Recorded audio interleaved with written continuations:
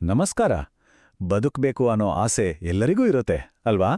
ಆದರೆ ಅದೇ ಆಸೆ ನಮ್ಮನ್ನ ಒಂದು ಬಲೆಗೆ ಬೀಳಿಸುತ್ತಿದೆ ಅಂದ್ರೆ, ನಮ್ಮ ನಿಜವಾದ ಬದುಕನ್ನ ಮುಂದಕ್ಕೆ ಹಾಕ್ತಿದೆ ಅಂದ್ರೆ ನಂಬ್ತೀರಾ?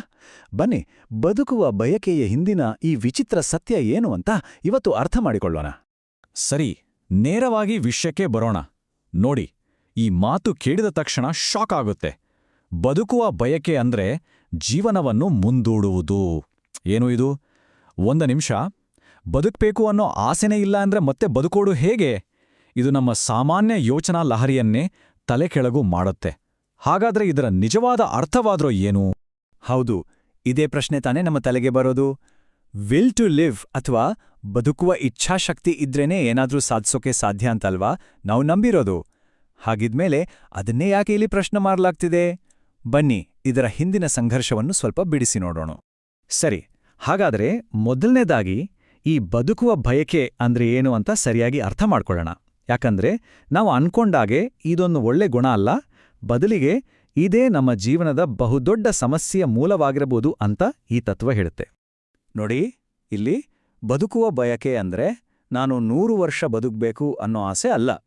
ಬದಲಿಗೆ, ಆಹಾ, ನಾಳೆ ನನ್ನ ಜೀವನ ಸೂಪರ್ ಆಗಿರುತ್ತೆ ಅಥವಾ ಮುಂದೊಂದಿನ ನನ್ನೆಲ್ಲ ಕಷ್ಟಗಳು ತೀರಿ ಹೋಗುತ್ತೆ ಅಂತ ಭವಿಷ್ಯದ ಮೇಲೆ ಒಂದು ಭರವಸೆ ಇಟ್ಕೊಂಡು ಕೂರುವುದು. ಅಂದ್ರೆ ಇವತ್ತಿನ ಬಿಟ್ಟು ನಾಳೆಗಾಗಿ ಕಾಯೋದು.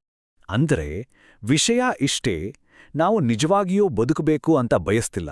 ಬದಲಿಗೆ ನಮ್ಮ ತಲೆಯಲ್ಲಿ ಒಂದು ಸಿನಿಮಾ ಕಥೆ ಇದೆ, ಆ ಕಥೆ ನಿಜವಾಗ್ಬೇಕು ಅಂತ ಬಯಸ್ತಿದ್ದೇವೆ. ಅಂದ್ರೆ ನಾವು ರಿಯಾಲಿಟಿಯನ್ನಲ್ಲ, ಒಂದು ಫ್ಯಾಂಟಸಿಯನ್ನ ಪ್ರೀತಿಸ್ತಿದ್ದೇವೆ. ಹಾಗಾದರೆ ಈ ಬಯಕೆ ನಮ್ಮನ್ನ ಹೇಗೆ ತನ್ನ ಹಿಡಿತದಲ್ಲಿ ಇಟ್ಕೊಳ್ಳುತ್ತೆ? ತುಂಬ ಸಿಂಪಲ್. ನಮ್ಮ ಮನಸ್ಸಿನಲ್ಲಿ ಭವಿಷ್ಯದ ಬಗ್ಗೆ ಸುಂದರವಾದ, ಅದೇ ಅಷ್ಟೇ ಅಪಾಯಕಾರಿಯಾದ ಕೆಲವು ಚಿತ್ರಗಳನ್ನು ಸೃಷ್ಟಿ ಮಾಡುತ್ತೆ. ನಮ್ಮೆಲ್ಲರ ಮನಸ್ಸಿನಲ್ಲೂ ಒಂದು ಚಿತ್ರ ಇದ್ದೇ ಇರುತ್ತೆ ಅಲ್ವಾ? ನನ್ನ ಲೈಫ್ ಹೀಗೆ ಇರಬೇಕು, ನನ್ನ ಕೆರಿಯರ್ ಹೀಗೆ ಇರಬೇಕು, ನನ್ನ ಪಾರ್ಟ್ನರ್ ಹೀಗೆ ಇರಬೇಕು ಅಂತ ಒಂದು ಪರ್ಫೆಕ್ಟ್ ಪಿಕ್ಚರ್ ಇಟ್ಕೊಂಡಿರ್ತೇವೆ. ಇದೇ ನಮ್ಮ ಭವಿಷ್ಯದ ಬಯಕೆಯ ಫೌಂಡೇಶನ್. ಹಾಗಾದ್ರೆ ಈ ಚಿತ್ರಗಳು ಯಾಕೆ ಒಂದು ಬಲೆ? ಮೊದಲನೇದಾಗಿ ಇದು ನಮ್ಮ ಕಲ್ಪನೆ ಅಷ್ಟೇ, ರಿಯಾಲಿಟಿ ಅಲ್ಲ. ಎರಡನೇದಾಗಿ ಈ ಕಲ್ಪನೆಗೂ ನಾವೀಗ ಬದುಕುತ್ತಿರುವ ವಾಸ್ತವಕ್ಕೂ ಅಜಗಜಾಂತರ ವ್ಯತ್ಯಾಸ ಇರುತ್ತೆ. ಇದರಿಂದೇನಾಗತ್ತೆ? ಅಯ್ಯೋ, ನನ್ನ ಲೈಫಲ್ಲೇನೋ ಮಿಸ್ಸಿಂಗ್ ಅನ್ನೋ ಒಂದು ಕೊರಗಿನ ಭಾವನೆ ಸದಾ ನಮ್ಮನ್ನ ಕಾಡುತ್ತೆ. ಕೊನೆಗೆ ಆ ಫ್ಯಾಂಟಸಿಯನ್ನೇ ನಿಜ ಮಾಡ್ಕೊಳ್ಳೋದು ಬದುಕು ಅಂತ ಅಂದುಕೊಂಡು ಇವತ್ತಿನ ನಿಜವಾದ ಬದುಕನ್ನ ಮುಂದಕ್ಕೆ ಹಾಕ್ತಲೇ ಹೋಗ್ತೇವೆ. ಹಾಗಾದ್ರೆ ಗೋಲ್ಸ್ ಇಟ್ಕೊಳ್ಳೋದು ತಪ್ಪಾ ಅಂತ ಕೇಳ್ಬೋದು. ಈ ಫಿಲಾಸಫಿ ಪ್ರಕಾರ ನಾವು ಭವಿಷ್ಯದ ಬಗ್ಗೆ ಇಟ್ಕೊಂಡಿರೋ ಆ ಚಿತ್ರಗಳಿಗೆ ಅಂಟ್ಕೊಂಡಾಗ ನಮ್ಮ ಗುರಿಗಳು ಕೂಡ ಜೀವನವನ್ನ ಪೋಸ್ಟ್ಪೋನ್ ಮಾಡುವ ಒಂದು ದಾರಿಯಾಗುತ್ತಷ್ಟೇ.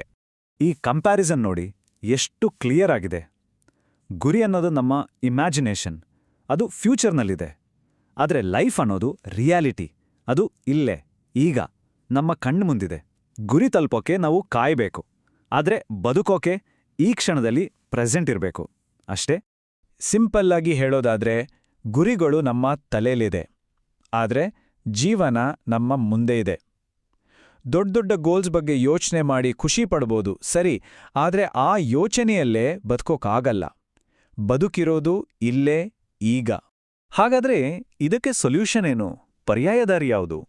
ಭವಿಷ್ಯದ ಬಗ್ಗೆ ಕನಸು ಕಾಣೋದನ್ನ ಬಿಟ್ಟು ಈ ಕ್ಷಣದಲ್ಲಿ, ವರ್ತಮಾನದಲ್ಲಿ ಪೂರ್ತಿಯಾಗಿ ಬದುಕೋದೇ ನಿಜವಾದ ದಾರಿ.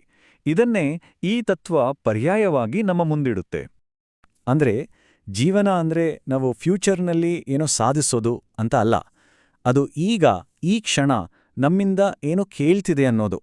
ಅಂದ್ರೆ ಪ್ಲ್ಯಾನ್ ಮಾಡೋದು ಬಿಟ್ಟು ಈ ಮೊಮೆಂಟ್ನಲ್ಲಿ ಲೈಫ್ ನಮ್ಮ ಮುಂದೆ ಏನಿಟ್ಟಿದೆಯೋ ಅದಕ್ಕೆ ನಮ್ಮ ಸಂಪೂರ್ಣ ಗಮನ ಕೊಟ್ಟು ರೆಸ್ಪಾಂಡ್ ಮಾಡಬೇಕು. ನೋಡಿ, ನಿಜವಾಗಿ ಬದುಕೋದು ಅಂದ್ರೆ ಹೀಗೆ.